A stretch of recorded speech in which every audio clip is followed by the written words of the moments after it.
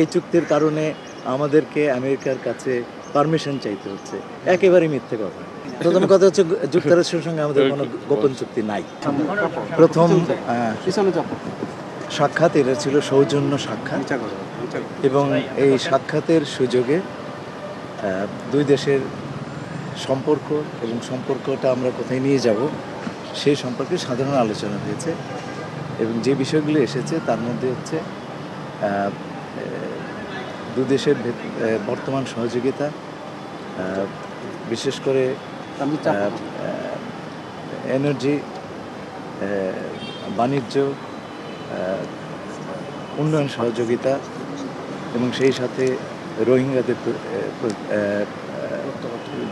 রোহিঙ্গাদের যে সাহায্য যুক্তরাষ্ট্র দিয়ে যাচ্ছিল, তারা পৃথিবীর সবচেয়ে বড় ডোনার রোহিঙ্গাদের জন্য, সেটা তাদের সাহায্য অব্যাহত রাখা, এই বিষয়গুলো আলোচনা হচ্ছে। রাশিয়ার কাছ থেকে তেল কেনার বিষয়ে তারা কোনো অবজেকশন বা কোনো কিছু জানিয়েছে কিনা বা কোনো না, এই বিষয়ে আলোচনা চিঠি দিয়েছিল আকসা জিসুমিয়া নিয়ে কোনো আলোচনা হয়েছে? না, হয়নি।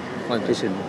স্যার, জ্বালানি নিয়ে যে সংকট চলছে এখন, বাংলাদেশ রাশিয়াকে তেল কিনতে একটা চিঠি দিয়েছিল, আমরা যেটুকু শুনেছি, জ্বালানি মন্ত্রণালয় বলেছিল, সেটা নিয়ে কোনো না, আজকে আলোচনা হয়নি সেটা।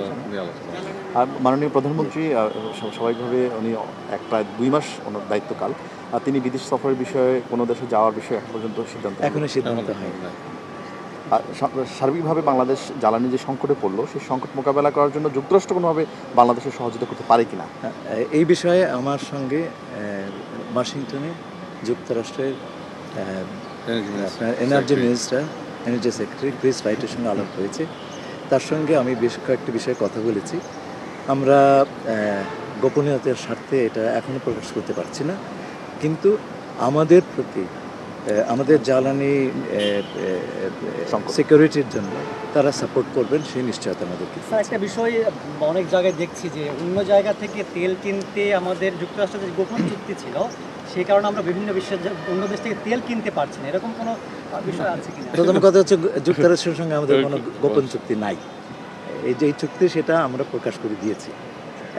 2 নম্বর কথা হচ্ছে যে কেউ কেউ বলছেন যে এই চুক্তির কারণে আমাদেরকে আমেরিকার কাছে পারমিশন চাইতে হচ্ছে, একেবারেই মিথ্যে কথা। এই রাশিয়ান তেল কেনার ব্যাপারে সব দেশের উপরে রেস্ট্রিকশন